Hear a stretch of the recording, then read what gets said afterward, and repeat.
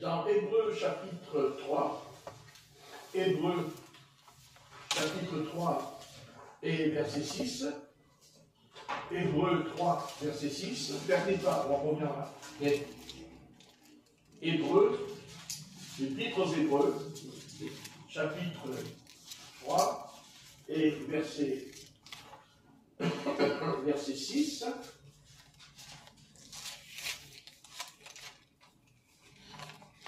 Voilà.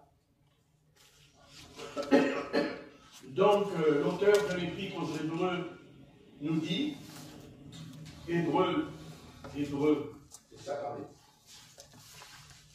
que je ne me trompe pas, voilà, c'est ça, Hébreux 3, 6, et nous est dit, mais Christ l'est comme fils sur sa maison, sur sa maison, et sa maison, c'est nous. Voyez, parce qu'on parle souvent de l'Église, le corps de Christ, mais au départ, de la naissance de l'Église primitive, au départ, c'était la maison de Dieu. D'ailleurs,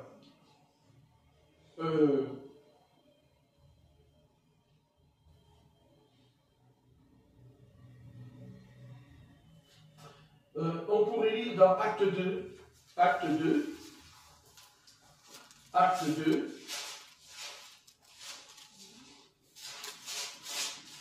Acte 2,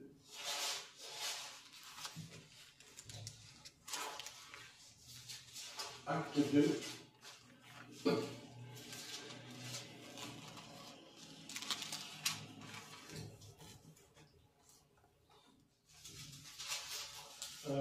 Acte 2,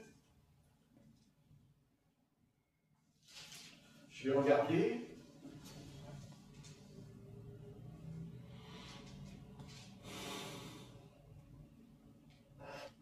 Donc, ce ne serait pas Acte 2, ce serait 7, 47, je pense. Acte 7, 47. Acte 7, 47.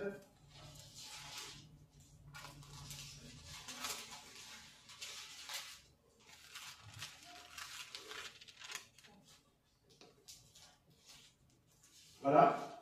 Il dit, pour l'Ancien Testament, il nous est dit, Acte 7, verset 47, « Et ce fut Salomon qui lui bâtit une maison. Mais le Très-Haut n'habite pas dans ce qui est fait de main d'homme, comme le dit le prophète, « Le ciel est mon trône, et la terre est mon marchepied. Quelle maison me bâtirez-vous, dit le Seigneur? Quel sera le lieu de mon repos? N'est-ce pas ma main qui a fait toutes ces choses? » Donc, on pourrait prendre dans 1 Pierre,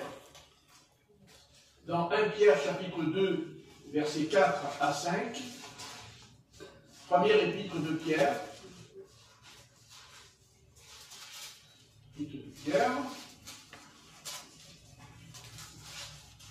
chapitre 2, et de versets 4 à 5. Voilà. Alors peut-être que je... Non, c'est 1 Pierre, pardon. 1 Pierre, pas 2 Pierre. 1 Pierre. C'est ce que tu as dit. 1 Pierre. C'est ce que tu as dit, 1 Pierre. 1 Pierre. Ouais. Première épître de Pierre. Oui, c'est ce que tu as dit. Chapitre 2, verset 4. Je n'ai pas encore digéré la blanquette de l'eau. Ça digère.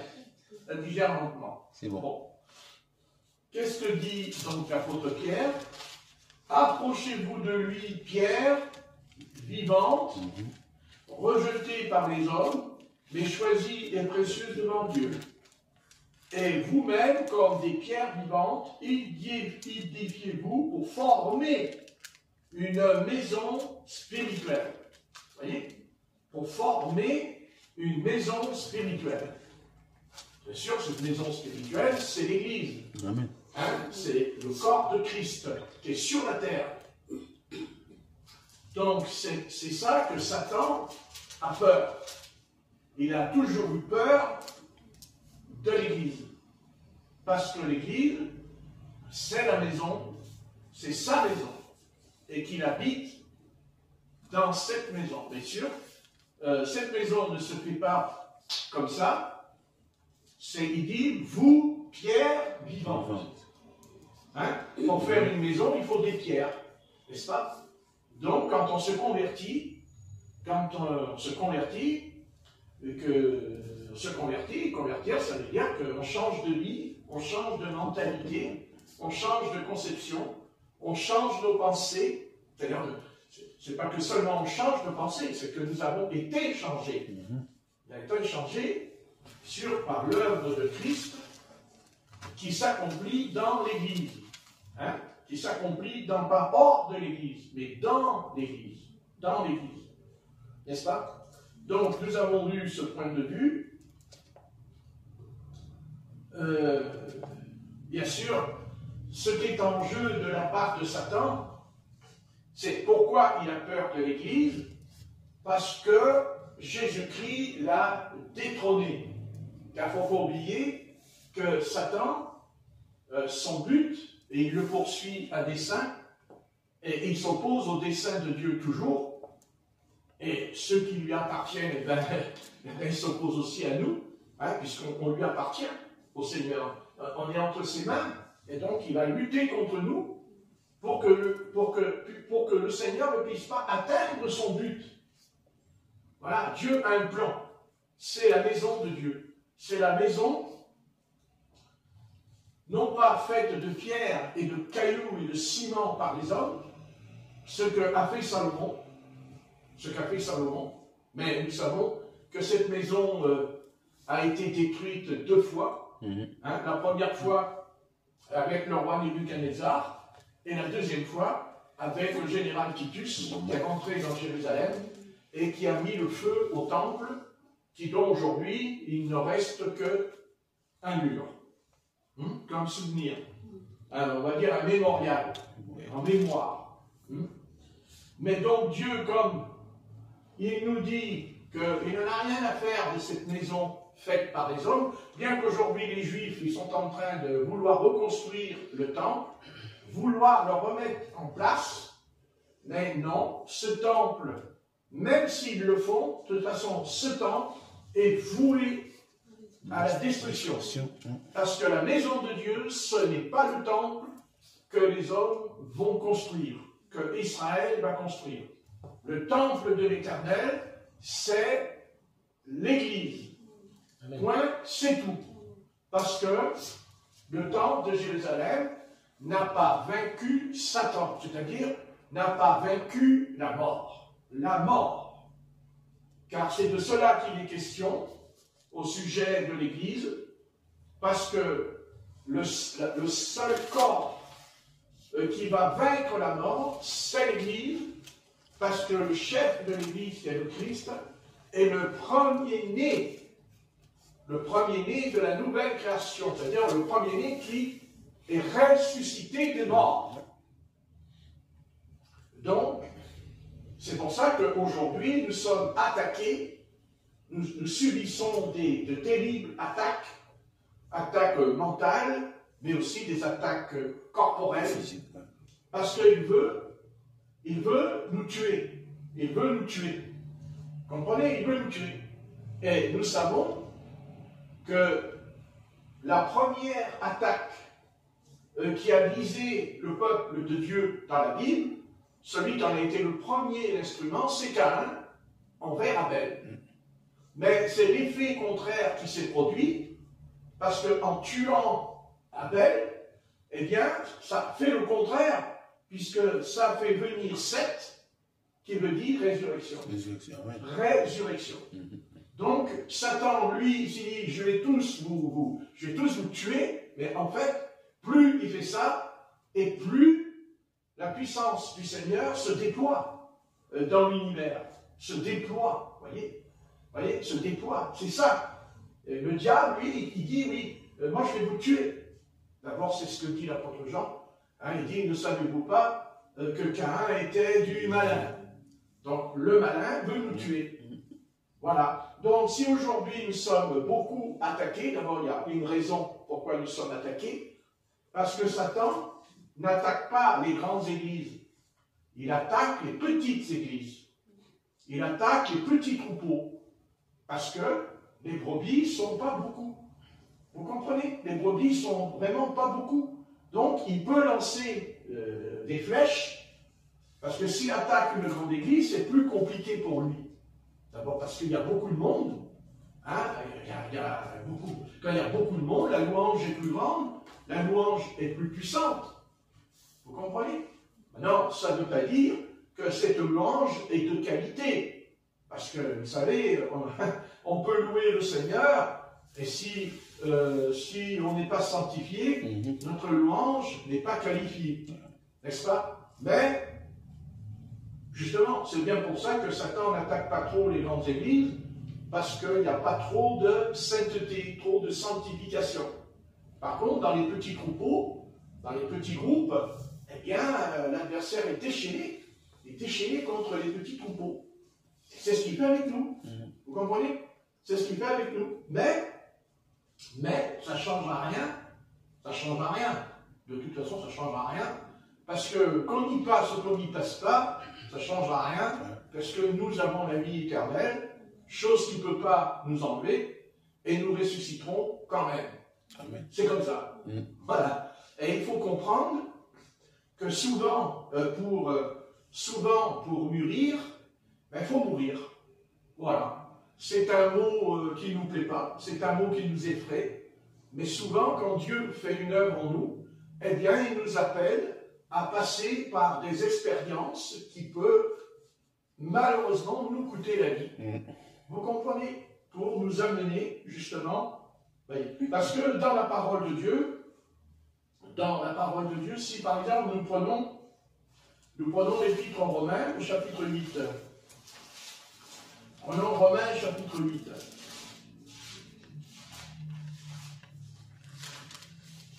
Romains 8.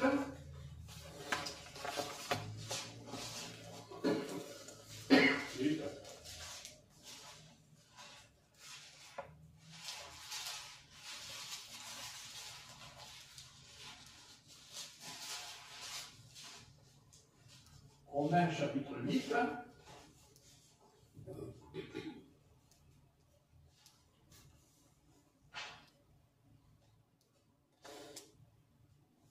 Voilà.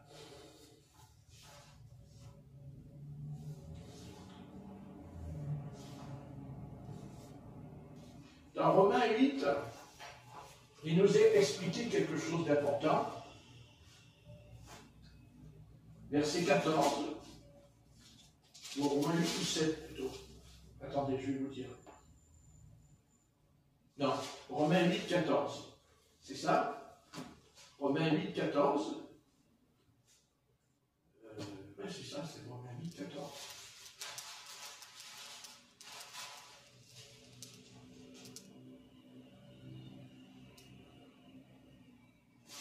Alors, Romains.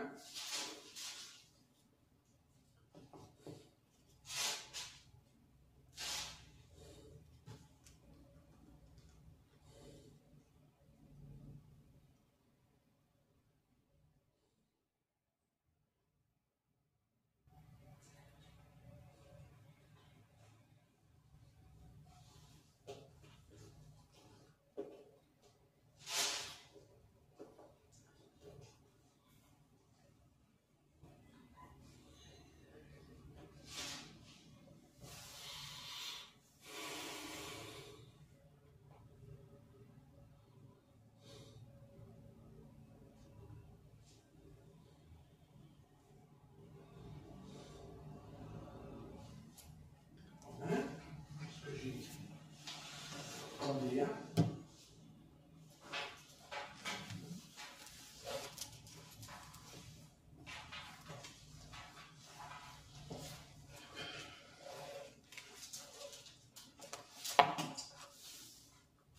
Ok, trouvé. Problème. Trouvé. C'est pas 8-18? Non. Attendez.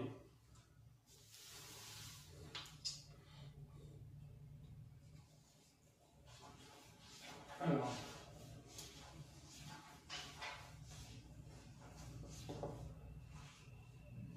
Voilà. Voilà, j'ai trouvé. Donc, normalement, en Romains 8,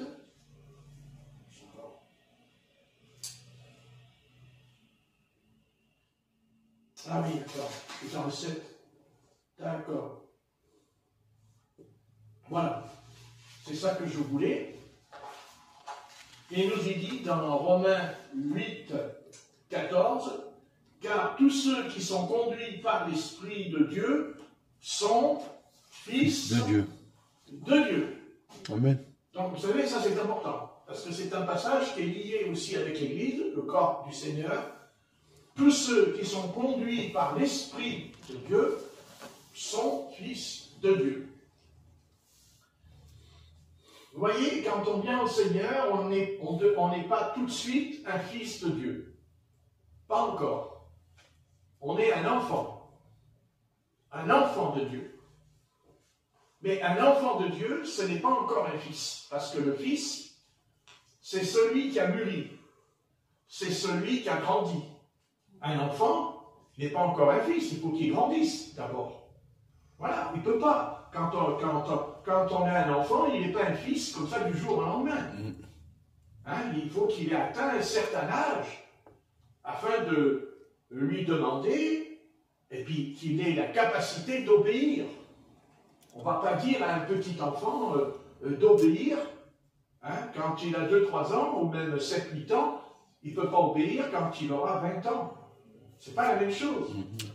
Donc c'est pour ça que l'apôtre Paul nous dit que tous ceux qui sont conduits, voyez, verset 14, il dit car tous ceux qui sont conduits par l'Esprit, ça veut dire que pour être fils de Dieu, pour être considéré comme un fils, il faut être conduit par l'Esprit de Dieu. Voyez? Donc nous entrons dans le corps de Christ en tant qu'enfants de Dieu. Hein? D'ailleurs, nous avons dans Galates 4, verset 5, dans Galates 4, verset 5, ceci, Galates 4, verset 5, il nous est dit,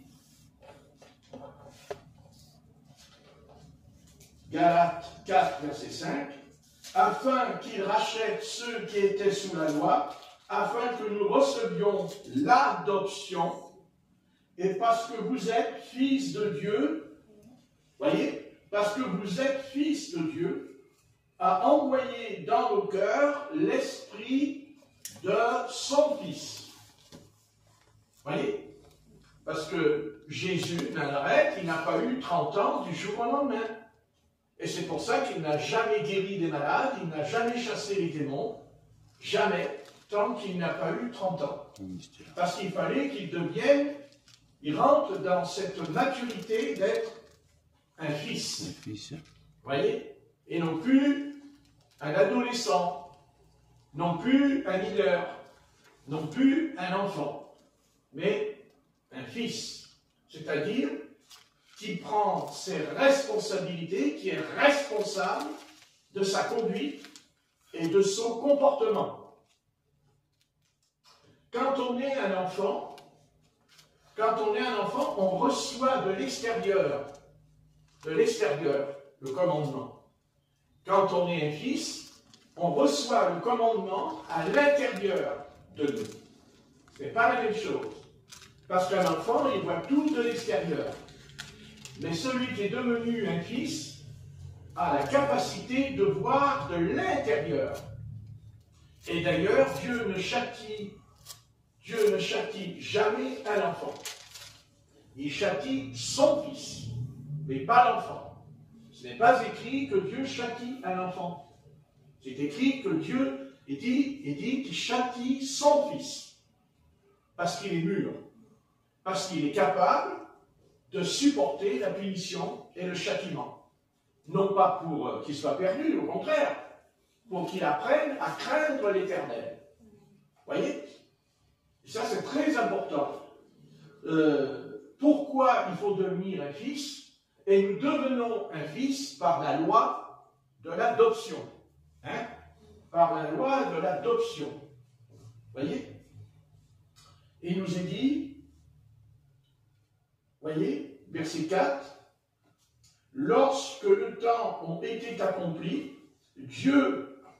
que les temps ont été accomplis, Dieu a envoyé son Fils né d'une femme, né sous la loi, afin qu'il rachète ceux qui étaient sous la loi, afin que nous recevions l'adoption. Voyez? Que nous recevions l'adoption. Ça veut dire, quand l'adoption, c'est quand justement on est devenu un fils, mais pas un enfant. Tant qu'on est un enfant, on est encore sous la loi. Vous voyez? Parce que la loi, c'est ne touche pas, ne fait pas. Vous voyez, c'est l'extérieur. Tout ça, c'est des actes extérieurs. Tandis que quand l'adoption, parce que nous pensons toujours que l'adoption, c'est quelqu'un qui va rentrer dans la famille. Hein, adopter, quand on dit j'adopte un enfant, il vient de l'extérieur. Mais ça c'est les idées des hommes. C'est l'idée des hommes. C'est les hommes, ça. Mais lui, le Seigneur, quand il nous parle d'adoption, ce n'est pas de l'extérieur. L'adoption, pour Dieu, c'est de l'intérieur, parce que nous ne sommes plus enfants, mais nous sommes fils. C'est-à-dire obéissants. On obéit.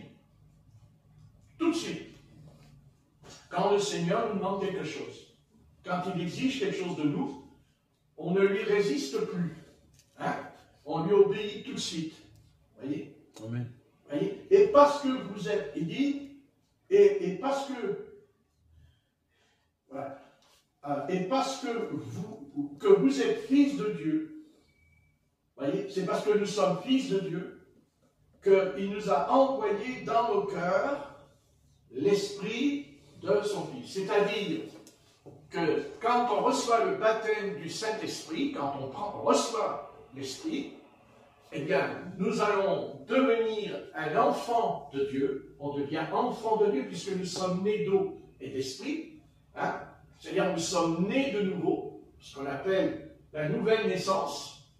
Mais quand je nais de nouveau, je ne deviens pas du premier coup un fils. Vous voyez? Pas comme ça du jour au lendemain. Mais c'est le commencement, il dit, au commencement, l'Esprit de Dieu planait au-dessus des eaux. Hein? Au commencement, eh bien, en nous, Dieu a commencé quelque chose, c'est-à-dire une nouvelle création. Parce qu'il y a l'ancienne création, celle que vous voyez maintenant, qui est condamnée, qui est perdue. Elle est perdue. Vous voyez? Mais il y a la nouvelle création. C'est-à-dire que nous avons été rachetés de l'ancienne création qui est condamnée à la destruction éternelle. Vous voyez? Donc Dieu, il ne pouvait plus nous sauver puisque c'est l'ancienne création que pas. Alors il a créé une nouvelle création composée justement des fils de Dieu. Et le premier, c'est le Seigneur Jésus, puisqu'il est dit qu'il est le premier-né en tant que fils unique, parce qu'aujourd'hui, Dieu n'a pas un fils unique, mais il en a plein au travers de Jésus-Christ. Parce qu'il était crucifié, la mort, vous voyez, la mort qui a amené la résurrection. Vous voyez? Et donc c'est la maison de Dieu, la maison spirituelle, qui est l'Église, le corps de Christ. Donc c'est important, c'est très important de comprendre que si quelqu'un de nous est encore un enfant, eh bien ça ne va pas aller, ça n'ira pas. Parce qu'on va raisonner comme un enfant, on va penser comme un enfant, on va décider comme un enfant. Mais non, ça, le Seigneur ne veut pas. Hein, nous verrons, d'ailleurs il l'a dit, on verra dans l'Épître aux Hébreux, il le dit dans l'Épître aux Hébreux d'ailleurs, il dit, vous en êtes encore au lait, ouais. Hein, vous ne pouvez pas supporter la nourriture solide, parce que vous êtes encore enfant, dira l'Épître aux Hébreux. Donc ce soir, ce qui est important, et c'est valable pour nous, chacun de nous, hein, Eh oui. converti ou pas converti, hein, ça n'a rien à voir. Hein. C'est que Dieu nous appelle à être son fils ou sa fille, puisque l'apôtre Paul il dit les fils et les filles de Dieu. Dit l'apôtre Paul, il a dit les filles de Dieu. Donc maintenant, la question, est-ce que nous pouvons nous-mêmes être un fils ou une fille de Dieu par nous-mêmes, par notre propre décision? Nous allons voir que non, non. Parce que Éphésiens, chapitre 1, nous dit ceci. Éphésiens, chapitre 1, nous dit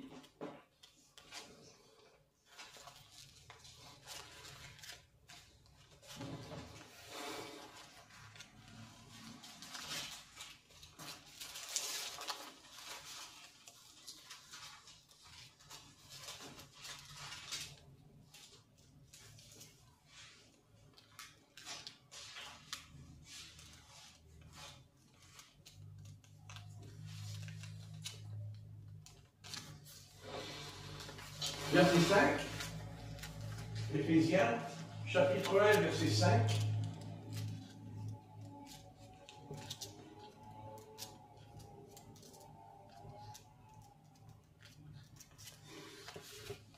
Il dit, Paul a reçu la révélation de ce mystère au sujet des fils de Dieu.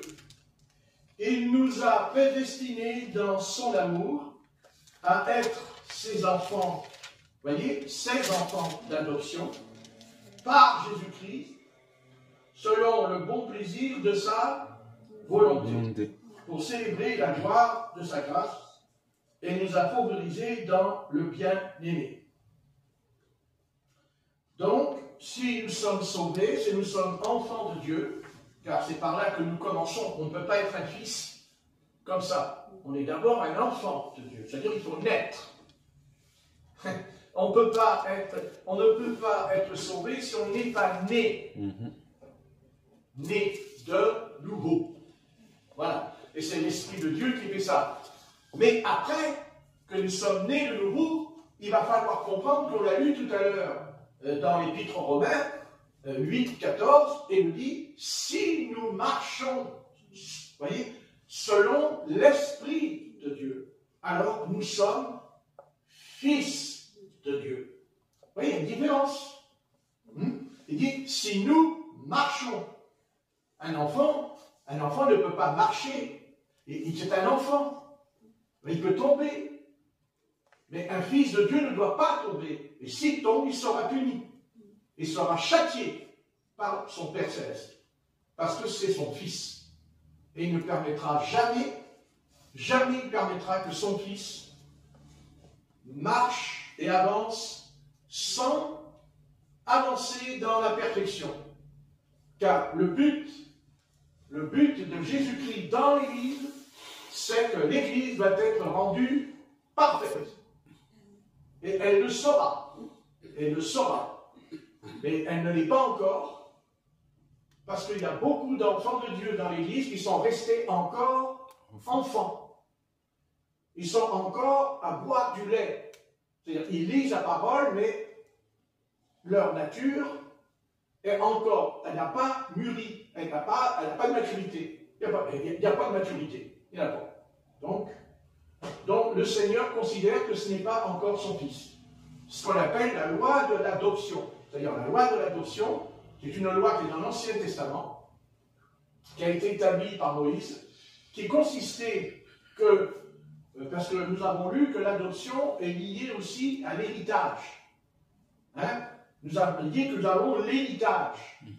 Nous sommes sauvés, mais aussi nous allons hériter. Il dit nous sommes héritiers et co-héritiers de Christ. Amen. Nous dit l'apôtre Paul. Donc, la loi de l'adoption, c'est la loi de l'héritage. Nous avons part à l'héritage du Seigneur, mais pas en tant qu'enfant, en tant que fils. Pourquoi? Parce que dans l'Ancien Testament, les parents qui avaient un enfant, et quand il avait atteint l'âge de 20 ans, alors on le mettait sur une estrade, on lui mettait une tunique blanche, toute blanche, sur lui, et son père disait aux anciens d'Israël, devant le souverain sacrificateur, mon fils pendant 20 ans s'est bien conduit, m'a obéi, il était un bon garçon, et à partir de là, son père lui donnait son héritage. C'est-à-dire qu'il touchait l'héritage avant que son père meure. Car le Seigneur nous dit que normalement l'héritier touche que quand il y a mort. L'Épître aux Romains. L'Épître aux Romains le dit. Mais dans la loi de l'héritage, de l'adoption, eh bien, on touchait.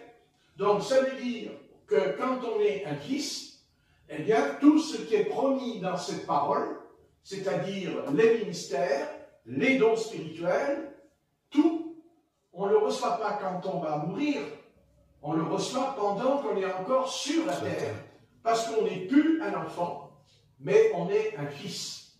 Et Dieu peut nous confier à ce moment-là un ministère apostolique, prophète, docteur, apôtre, où il peut nous donner des dons, tels des dons de guérison, des vrais dons, mais il ne donnera pas des dons spirituels à un enfant. Ça, c'est hors de question. Il faut d'abord passer le test.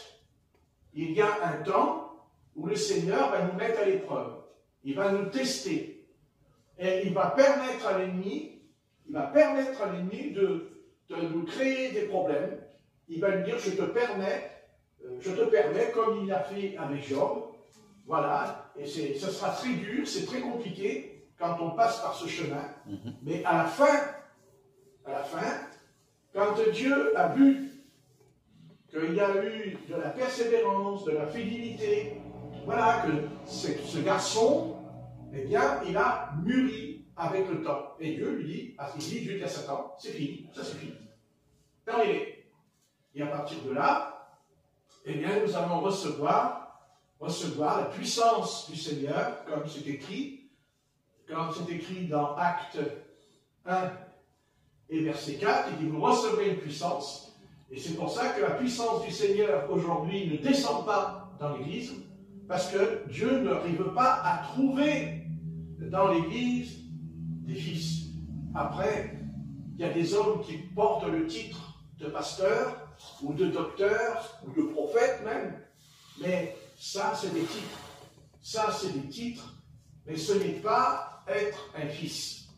D'ailleurs, un fils, il ne réclamera aucun titre si ce n'est que de celui de Jésus-Christ, son maître. Rien d'autre. Parce que il y a ce qu'on appelle la filiation, c'est-à-dire entre le Père et le Fils avec le Père. Vous voyez, on n'est plus sous la loi, vous voyez, parce que de dire on a eu sous la loi, ils étaient, mais nous ne sommes plus sous la loi, nous sommes sous la grâce. Voilà. Mais la grâce ne me permet pas de pécher. Au contraire, Paul dit, c'est pas parce que je suis sous la grâce que je dois vivre dans le péché. Il dit, loin de là, dit Paul dans l'Épître aux Romains. Loin de là. Loin de là. Voilà. Donc, quand on est un enfant, eh bien, on peut vivre dans le péché. D'ailleurs, c'est ce qui se passe. Mais quand on devient un fils, par adoption, par filiation, à partir de là, ben, nous allons être un autre homme, une autre femme. C'est-à-dire, nous allons recevoir une capacité intellectuelle, mentale, ou même quand il y aura des événements terribles, eh bien, le Fils ne perdra jamais l'équilibre, jamais, parce qu'il va gérer la situation, parce qu'il a la capacité en lui, parce qu'il a mûri. Hein? Et Satan ne veut pas qu'on mûrisse. L'adversaire ne veut pas que l'Église mûrisse. C'est pour ça qu'il y a combat. Et c'est pour ça qu'il y rentre dedans. Parce qu'il fait tout pour que nous ne puissions pas devenir un fils. Ça, c'est son principal objectif en lui. C'est son arme en lui. Car il a vraiment peur, et l'enfer a vraiment peur des fils de Dieu. D'ailleurs, dans l'Épître aux Hébreux,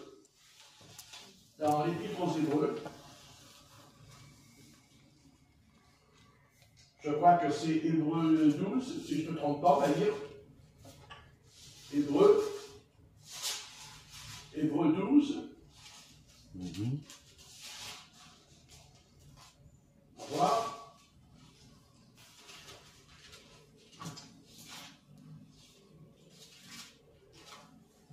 Corrige le Fils. Amen. Verset 7. Ça, ouais. Supporter le châtiment, c'est comme des fils de Dieu. Vous voyez, supporter le châtiment, c'est comme des fils de Dieu. Maintenant, je vais mettre quand même un point où souvent l'homme a mis son idée dans le verbe châtiment. Peut-être que je me trompe, mais je préfère dire éducation. Hein? Une éducation. Normalement, un enfant, on va l'éduquer. Vous voyez? Donc, quand Dieu nous punit, c'est pas dans le sens de nous punir parce qu'il nous aime plus, ou parce qu'il veut nous éliminer de son royaume. Non, au contraire, c'est tout le contraire, justement. Justement, quand on est... Vous voyez, le mot châtier n'est pas une bonne traduction pour moi. C'est mon idée. Moi, mon idée, c'est plutôt on reçoit une éducation. Hein? Voilà. C'est-à-dire que si on donne une paire de claques à un enfant, c'est pas un père qui aime son fils, il ne le frappe pas parce que, par exemple, il a été attaqué par un homme qui veut le tuer. Alors, c'est pas pareil. C'est pas la même chose. La frappe n'a rien à voir. Mais quand il corrige son enfant, il peut lui donner une paire de claques, bien sûr, pas trop fort. Mais une petite chose pour lui dire tes pensées ne sont pas mes pensées. Vous voyez ce que je veux dire? Pour ceux qui ont vu grandir leur enfant ici, savent très bien de quoi je parle. Vous voyez? Tandis qu'aujourd'hui, aujourd'hui, il y a des claques qui se perdent. Mais bon, c'est plus comme avant, c'est terminé. Voilà, parce que l'enfant n'est plus un enfant. Voilà, c'est terminé. C'est toujours votre enfant. C'est toujours votre enfant, bien sûr, mais c'est plus un enfant. C'est un adulte. Voilà. Et quand vous voulez nous imposer votre idée, évidemment, mais moi j'ai mon idée. Voilà. C'est mon idée. Voilà. Alors pour calmer, on claque la porte. Pauvre porte. J'ai toujours dit, mais pauvre porte. Si les portes pouvaient nous parler dans la pièce, en nous disant, qu'est-ce que je t'ai fait? Je t'ai rien fait, moi. Hein? Mais quand on claque la porte, c'est une réaction violente, mais cette réaction, en fait, elle est en nous. Elle est en nous, elle est dans notre cœur. Vous voyez, c'est notre cœur. Vous voyez? Donc, notre cœur n'est plus un enfant, mais un fils. Une fille. Ce n'est pas la même chose. Mes amis, ce n'est pas la même chose. Et croyez-moi que sachez que Satan, lui, il écoute et il est en train de se dire, qu'est-ce qu'il est en train de leur raconter, celui-là? Ça ne fait pas mes affaires. Parce qu'il veut que vous restiez enfant. Bien sûr, s'il peut vous ramener dans le monde, évidemment, mais ce n'est pas ça. C'est pas ça qu'il cherche en nous, parce qu'il ne peut pas nous ramener dans le monde. Il ne peut pas. Par contre, il va tout faire pour pas que je mûrisse. Il va tout faire pour que je reste un adolescent. Il va tout faire pour que je reste un homme. Tout simplement. Voilà. Il veut garder mon cerveau, il veut garder mon raisonnement, vous voyez, dans un état comateux. Il veut que je sois dans le coma. Coma ne veut pas dire que je suis mort. Mais ça veut dire que je ne peux plus parler, je ne peux plus raisonner, et je ne peux plus décider. Voilà. Et c'est exactement ce que le diable... Maintenant, c'est très important parce que dans l'Éphésiens, sachez que Dieu nous appelle à être son fils par prédestination. Et c'est là-dessus qu'on a lu tout à l'heure Il dit, nous avons été prédestinés. Vous voyez? Donc, on est un enfant, mais on devient un fils parce que nous avons été prédestinés avant la fondation du monde. Vous voyez, ça va loin.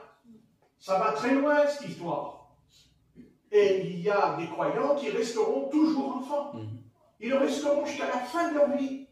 Ils ne vont jamais mûrir. Et vous voyez, ils seront toujours dans cet état. Et pourquoi? Ben, je vais être clair avec vous, mais parce que la seule chose qui va m'empêcher de mûrir, ben, c'est pas compliqué. C'est quand je pratique le péché. Voilà. C'est pas compliqué. C'est quand je pratique le péché. C'est ça qui m'empêche de grandir. Si demain je fais un péché, je n'ai pas dit que je ne suis pas un pécheur, mais le péché, je ne le fais plus. Point, c'est tout. Voilà, c'est comme ça. Voilà, heureusement pour moi d'ailleurs, parce que alors je ne suis pas sauvé. Mais si demain il s'avérait que je reprends un péché que je faisais, ou peut-être que je peux pécher, peut-être je peux pécher aussi par un péché qui est grave, le mensonge. Parce qu'il semblerait que, comme je vous ai expliqué mercredi, que quand Satan a attaqué l'Église la première fois, quand le serpent a voulu s'introduire dans l'Église avec subtilité, c'est pas le mensonge. Hein? Quand l'apôtre Pierre dit à Ananias, pourquoi Satan a-t-il rempli ton cœur au point que tu mentes au Saint-Esprit? Vous voyez, c'est Satan qui voulait entrer dans l'Église par le mensonge. Et pourquoi ils ont menti? Parce qu'ils n'étaient pas mûrs. S'ils avaient été des fils, ils n'auraient pas fait ça. Mais non, c'est pas possible. Parce que le Père Céleste a dit au Seigneur Jésus dans l'eau du Jourdain, voici mon fils bien-aimé. Voyez, voici mon fils. C'est important le mot fils. Il n'a pas dit voici mon enfant. Non. Il aurait pu dire voici mon enfant aussi. Non, il a dit mon fils unique. Voyez, mon fils. Et d'ailleurs, hier j'ai été acheter des chocolats pour les infirmières à Naturalia. J'ai acheté 7 paquets de chocolat parce que je voulais leur donner un peu de sous, parce qu'ils ont été très gentils avec notre frère Pierre, et je voulais les récompenser, mais ils m'ont dit on ne prend pas de l'argent. Mais si vous voulez, vous pouvez nous acheter des chocolats. Alors, j'ai été à Naturalia, j'ai acheté des chocolats, vous me croyez ou pas? Il y a le gars de la sécurité est venu me casser les pieds avec le prophète Mahomet. Non mais attendez, pendant 20 minutes, il m'a bourré le crâne devant tout le monde de Mahomet. Alors, c'était incroyable ce qui s'est passé dans le magasin. Alors les gens, ils achetaient, puis en même temps, ils reposaient l'article, ils venaient, ils écoutaient. Vous voyez? Et moi, j'ai répondu ce que j'avais à répondre, n'est-ce pas? Il a commencé à me sortir que Mahomet a dit dans le Coran, c'est pas ceux qui disent Seigneur, Seigneur, qui rentreront dans le royaume de Dieu, tout ça. Alors moi, je lui réponds, avant que lui me réponde, j'ai fait, je ne les ai jamais connus. Ah, il me dit, ah, t'as lu le Coran? Non, j'ai pas lu le Coran, parce que c'est Jésus qui l'a dit avant. Alors les gens, ils disaient rien, ils écoutaient. Ils ont dit, là, ils ont dû se dire, le gars de sécurité, il va se faire sécuriser. Comme il faut. Ouais, j'ai dit non, c'est Jésus-Christ qui a enseigné ça. Ah oui, c'est ça. Il dit non, c'est Mahomet. Ah, j'ai dit, je suis désolé. Alors il dit, oui, mais c'est marqué dans Matthieu 7, 21. Ah, oui, Matthieu 7, 21, c'est quoi? C'est quoi? C'est l'évangile de Matthieu, mon ami. J'ai dit, mais t'es en train de t'embrouiller, là. Oui, il se fait. T'embrouilles, là, tu vois. Tu vois, tu devrais manger du chocolat. J'ai dit, non, bon, ça ira mieux. Hein? Et alors, il a continué, Mahomet. Alors, à mon avis, il voulait me coincer dans tout le monde. Il me dit, est-ce que Mahomet, c'est un vrai prophète? Il fait ça dans tout le monde. Oui, c'est ça, c'est la question. Moi, je suis pas un juge. Waouh! Il est tombé dans le silence, il est parti comme ça, d'un coup, il est parti comme ça au fond du magasin. Je sais plus quoi dire. Ils aiment poser cette question. Mais il est revenu. Et puis, il revient. Tu vois? Il revient. Alors il me dit, oui, mais comment se fait-il que Dieu a crucifié son fils? Parce que c'est ça, eux. C'est ça, ils n'acceptent pas que Dieu ait crucifié son fils.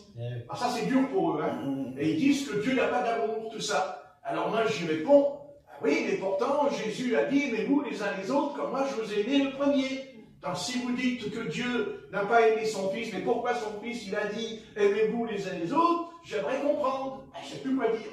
Et à la fin, je retourne vers lui, et je dis devant tout le monde dans la porte, vous savez ce qu'a dit l'apôtre Paul? Ah, mais moi, l'apôtre Paul, je suis d'accord avec lui. Et je lui sors 1 Corinthiens 13, celui qui n'a pas d'amour, n'est rien. Wow, il est parti en courant, il ne sait plus quoi dire.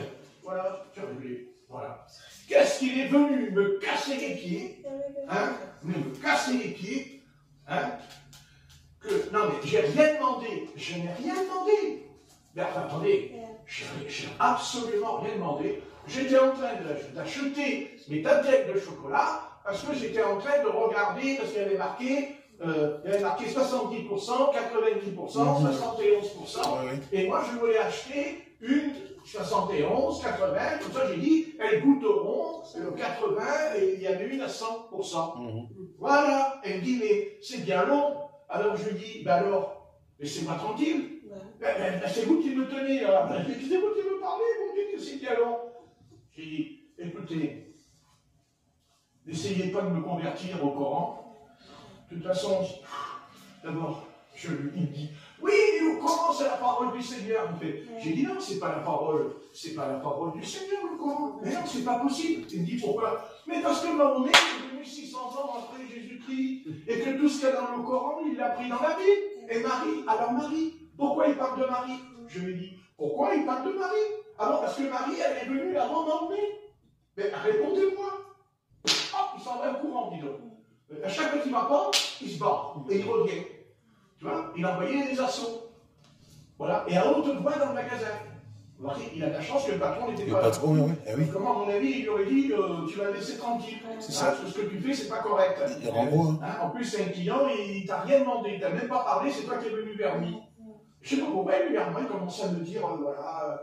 Et à la fin, il me dit, de toute façon, la France, elle est foutue, c'est terminé, de toute façon, nous, les musulmans, on va vous écraser, on vous vaincre, tout ça, dans tout le monde, hein, le gars. Ouais, garde de sécurité. Il n'a pas fait ça.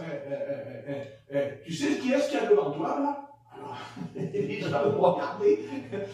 Et là, alors là, ça rigolait, là. Tout le magasin, ils sont mis à rire, tout le monde. Je lui dis, tu sais pas que devant toi, tu as un futur Charlemagne. Charlemagne. Tu connais Charlemagne? Alors, il savait tout quoi dire. Je lui dis, oui, mais Charlemagne, c'est avec l'Espagne. Ah, mais t'as compris. T'as bien compris ce que je t'ai dit. T'as bien compris ce que je t'ai dit. Et fais attention, parce que peut-être que je suis Charles Martel aussi. N'est-ce pas? Parce que tu sais ce qu'il a fait Charles Martel en 703, après, hein, il a vaincu les Sarrasins. Je faisais comme ça dans tout le monde. Comme je faisais. Et les gens étaient là. J'étais content. J'étais content. J'aime ça. En dehors, le français, là. Comme ça. Ouais. Mais n'empêche, ils ont quand même un plan dans la tête. Hein. Ah oui, ça. Non, mais sûr. Parce qu'ils ont un plan dans la tête. Ça, c'est indéniable. Vous savez, quand vous allez dans le tramway, il y en a plein. Et moi, j'ai été à l'hôpital Paupière, je vais en réanimation, je vous promets, moi j'en ai vu une 50aine en réanimation. Hein. Attendez, habillés comme en Arabie Saoudite. Hein. Ils sont rentrés avec le foulard ici, tout, dans la salle de réanimation. Hein. Et les infirmières, pas un mot. Hein. Pas un mot. Alors c'est interdit. Hein. Ah oui. Même les docteurs, pas un mot. Pas un mot. Hein. Il y en avait une 50aine. Hein. J'ai jamais vu ça, moi. C'est la première fois. Et tu prends le métro, il y en a plein. Tu vas au tramway, il y en a plein. Tu vas à la FNAC, quand tu vas à la FNAC, il y en a plein dedans.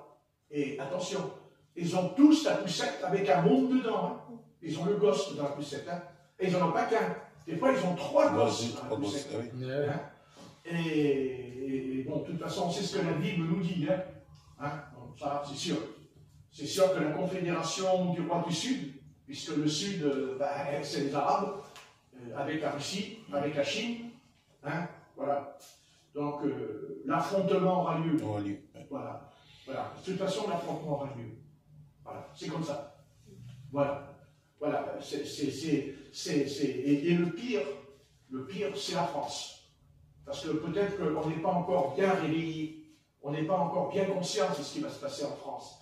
Mais vous savez, nous sommes sur le bord d'une sacrée guerre civile, non pas comme on le croit. Non, non, non, pas une guerre de révolution, une guerre avec religieux. Et vous savez, si on ne veut pas le voir, ça va nous coûter cher. Hein, et ça va nous coûter très cher. Parce que, attention, hein, il rentre de plus en plus. Il rentre. Non, c'est pas la France, de plus en plus. Hein, de plus en plus. Hein. Donc, le combat aura lieu. Voilà. Moi, je le sais, je ne veux pas... Voilà. Moi, je le sais qu'il aura lieu. D'abord parce que c'est ce que le Seigneur m'a dit quand j'avais 20 ans dans la cave. Voilà, moi, Dieu m'a averti, j'avais 20 ans, j'étais très jeune, et Dieu m'a toujours dit que de toute façon, il y aura la guerre avec eux. C'est certain. Ça s'appelle l'islam. Et quand vous entendez aux informations ou sur les plateaux, les chroniqueurs, quand ils parlent, hein, ça fait craindre, ça craint. Hein, ah oui. Ça craint. Vous savez, vous verrez, hein, ça va venir. Hein. Va venir. Et il faut vous préparer. Hein. Vous savez, ce qui s'est passé à Cannes, ils ont fait sauter, ils ont scié les poteaux électriques, vous avez vu, à Cannes. Oui, oui. Ils ont scié les grands trucs électriques. Et les pylônes. Voilà. Mais vous savez, c'est eux. Hein. Non, c'est eux qui ont fait ça. Attention, c'est eux. Ça, c'est une attaque qui vient d'eux. Et ils préparent le terrain. Et je pense qu'ils ont compris que pour nous casser en deux, c'est de nous enlever la lumière, là. Vous voyez? De nous couper la lumière, le courant. Hein? Parce qu'à Cannes, ils ne pouvaient plus retirer d'argent. Ils ont montré qu'au distributeur, ils ne pouvaient plus retirer d'argent. Plus rien qui marchait. Les feux rouges, plus rien ne marchait. Hein? Ni acheter, ni vendre. Voilà, tu ne peux rien faire. C'est clair. Et c'est ce qui s'est passé en Espagne, hein, et au Portugal. Oui, non, mais... Hein? Voilà. Donc, moi, je sais ce que je sais. Maintenant, je vous avertis, je vous préviens, tâchez d'acheter des bougies, pas une bougie. Achetez quand même pas mal de bougies, parce que moi, je sens qu'il va se passer quelque chose de pas très clair cet été. J'ai dit l'été. Et bien, vous voyez, je n'ai pas commencé l'été, ça a déjà commencé. Parce que je vous l'avais dit il y a 2 semaines, je vous l'avais dit. Hein, vous vous rappelez? Oui. Je vous dis, vous allez voir, il va y avoir le courant coupé, je vous ai dit. Au mois de juin, je vous ai parlé du mois de juin, je vous ai parlé. Hein? Ben, vous voyez, on n'est pas loin du mois de juin. Ah, il faut le faire quand même. On n'est pas loin. Hein? Et vous allez voir que nous allons plonger dans le noir. Si, un pylône, quoi. Voilà, vous allez voir. Et c'est comme ça que ça va. C'est comme ça que ça va basculer. Et le combat, il aura lieu avec eux. Moi, je vous le dis, ils ont des armes, ils sont armés jusqu'aux dents. Et croyez-moi, ils ont des armes. Ils ont beaucoup, comment on appelle ça, qui volent là. Drôme. Ils ont beaucoup, ils en ont plein. Et vous allez voir, il va voler, il va arriver dans ta fenêtre là, et bang, il va te tirer, toi si tu es en travers, tu t'apprends dans la tête, là. Puis ça en faisant le ménage. Ouais. Vous croyez que c'est pas vrai? Ben, regardez ce que les Russes ils ont fait hier. Vous avez vu les Russes hier? Ils ont attaqué Kiev. Plus de 500 drones. Ils ont tout détruit, les Russes. Avec que des drones. Hein. Ils n'ont pas envoyé les soldats. Ils ont envoyé 500 drones. Ils ont tout détruit à des petits missiles comme ça. Ça a bardé la guerre à Kiev. Vous voyez, il faut se préparer. C'est inévitable. Voilà, c'est comme ça. Voilà.